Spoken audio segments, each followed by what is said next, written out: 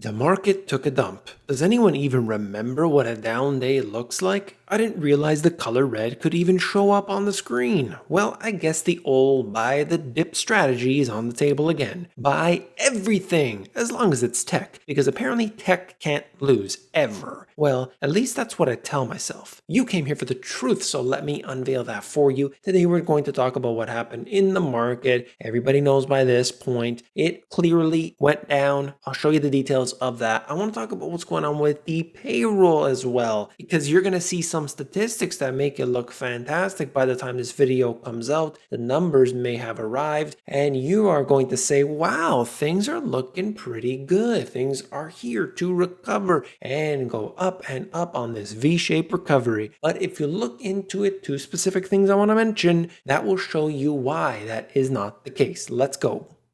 Here we have the major indexes you can see on the right hand side, the S&P, NASDAQ, and the Dow Jones, the top three. The Dow Jones went down over 800 points. Now, obviously, let's talk about it. We are looking at a market that has been rising over and over and over again every single day practically. The down days are very few, very far in between. If I pull this back all the way out 6 months, that's when you'll start to see the actual days that had gone down. Other than that, I mean, it has been just unbelievable watching this market going up every single day. For the most part, nothing has stopped it. We have seen these reconfigurations of the Dow Jones and other indexes where companies like ExxonMobil are being wiped off, and we are seeing the introduction of new technology-based companies. Now, this just shows us how significant the changes have been throughout 2020. The Dow Jones right around that level it was at a few months ago. Time is passing by quickly, but we know that as you go through this period of time where you have extremely low interest rates, you have all the money printing, wacky things can occur. This is just one day. If you look at it, a stock like Tesla, which I'll talk about more in a second, has been down. I think it's in a bear market at this point, but look at where it has come from. It was only a few hundred and now right up to a few thousand. They did the stock split and it has been incredible over this period to see how much appreciation, how much money can flow into a stock speculating on things that may or may not happen.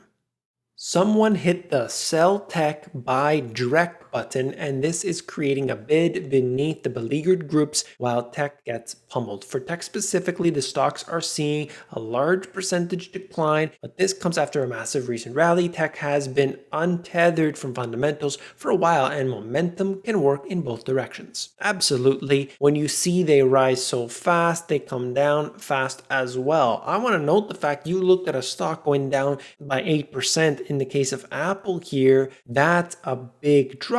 8% in a single trading session for a company that's worth 2.3 trillion or whatever the heck it is at this point. That's huge. Obviously, people are going to get in. They're going to buy the dip. We know what happens from this point on. Tech's 10-day winning streak ends with a massive drop. This is just showing you the daily percentage change in the S&P 500 IT sector, day after day after day after day of positivity. And then you look at today and that shows you it can take a beating. It is actually possible. Tesla drops again, bringing the 3-day loss to more than 18%. This has given us some indication that some people out there, are deciding to take some profits at this point. Dow futures drop 100 points as Wall Street braces for more tech losses. We'll see what happens on Friday's trading session. I'm not sure what's going to happen as the market opens as we go throughout the day. The plunge protection team might be there to rescue the market. We'll see. I know a lot of people are going to be getting in, seeing that Apple sale is on. You don't have to go to the Apple store, of course, but they're going to see this as a time to buy the dip. It's not a dip at all, a few percentage points down, but certainly many people will be jumping in. Tech-led sell-off is part of a healthy correction as it blows off some excessive speculation. I think it's hilarious because the market can go down for one day, maybe 2 days, and they consider it to be a healthy correction. But if it goes down for a period and it's down 20%, everybody is freaking out. They're calling for the Federal Reserve to print the money, to confetti if necessary, to get that going again. It's just embarrassing. It's horrible. But anyway, this is what we have today in these markets.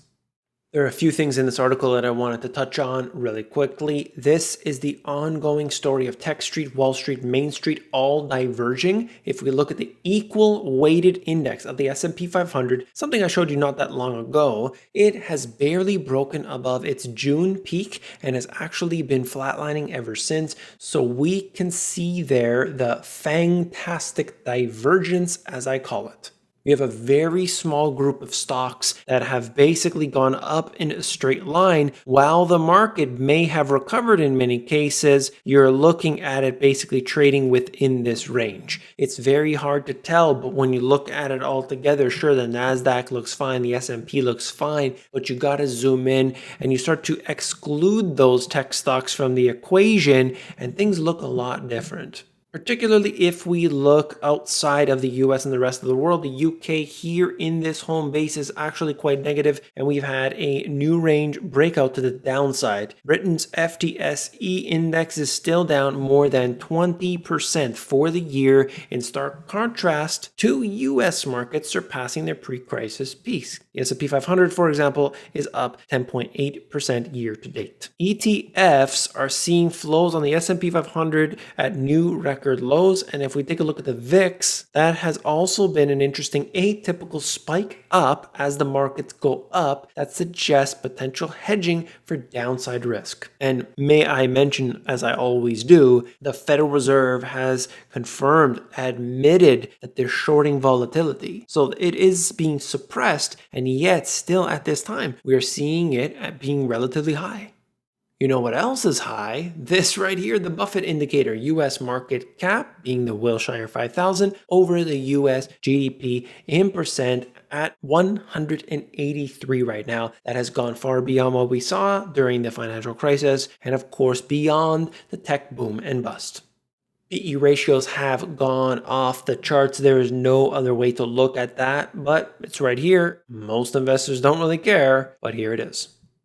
Friday's payrolls will be artificially boosted by the hiring of temporary census takers. That's the big one right there. This happens all the time, of course, but the census workers, their temporary work, they come in, they hire a large portion of them, and soon enough, they are looking for a job. So we will see a decrease in the U3 unemployment rate. They expect that this will actually go below that 10% mark. We'll see what happens, 9.8 perhaps, as well as the fact that there's going to be this boost by massive hiring in temporary census workers. As a result, the job numbers look much better from these two angles.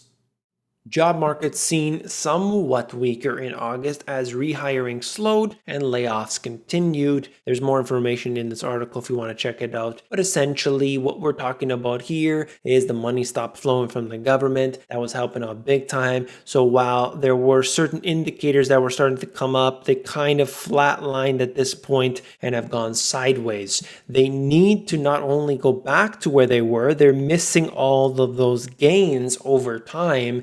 So it makes it, the longer this takes, it makes it harder to catch up. And that is a big problem. That's not what they want to talk about, of course. They simply say, well, we could just grow out of the problem. It's ridiculous because as the years go on, it's harder and harder and harder to get that growth. Initial jobless claims, and I want to note this here, not seasonally adjusted. You could see that this isn't the rosy picture that they'd like to paint all the time. I'll show you another chart in just a second. Always look for the non-seasonally adjusted numbers if you can. You will not get that, of course, at face value. The newspaper's not going to show it to you. You're not going to see that on the front page news, but it is a better indicator. They do this to smooth it over, to make it seem like everything is so fantastic, but this is a little bit more of an accurate picture.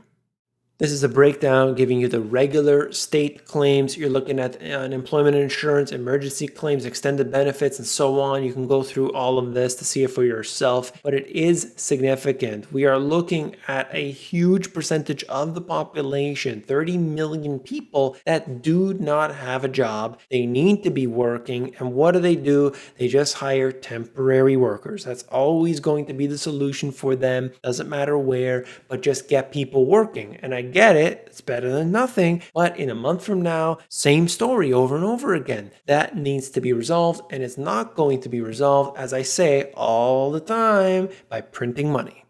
This is something I've talked about many times before over the years. Majority of workers expect their, quote, retirement to include a job. And I think that this is fantastic if people after 65, they decide that, you know what, I've had enough with this really stressful job and so on. I'm going to go and do what I've always wanted to do. And maybe they work on a golf course or they work in a bakery or whatever it is, something that their passion is all about. And it might be part-time hours, reduced hours, or it's really just 5 minutes away from their house. Totally different scenario. A lot of people today, they hit that 65 or whatever the age might be, and they realize, I can't retire right now. I don't have enough money. Now that's okay if you can do it, if you are able to do so. But how many people get to that age and they're not well enough to continue? They can't. So this becomes an issue for them individually, but also their family, also their dependents, and so on.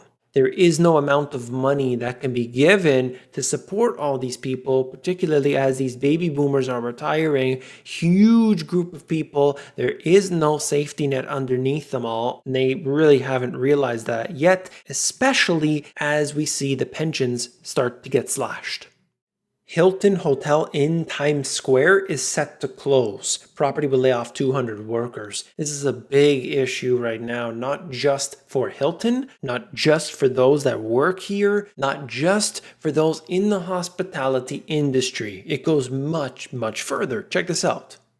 The crisis of 2020 puts New York City Subway shops on express track to closure. Now think about that. So we've got some serious problems going on today with the subway system. As I brought it up before on this channel, they're not riding on there, less people going through. The shops along the way are obviously taking a hit. As they say at the bottom here, I just couldn't see hanging on. This is one individual store owner. How many people are going to lose their jobs? Then what happens to those locations? They're getting less revenue as a result, and it spirals out of control. There are a lot of places, whether it's in Toronto with the underground city called Path, you know what that is. There are many of these in major cities. We know that. And all of these different companies that are down there, small businesses, they haven't had much revenue throughout this period. And I'm not sure many will be reopening. This is the ripple effect that I've been warning about actually happening today. It's very predictable. It is very obvious. We just have to spend the time to look into the data.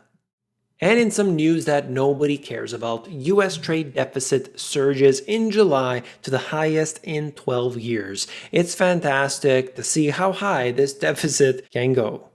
That's all for this video. If you found it informative, hit that thumbs up button. If you hated it, you definitely want to hit that thumbs down button. Thank you very much. If you want to learn how to sell stuff online, you can do so at the AmazonGPS.com.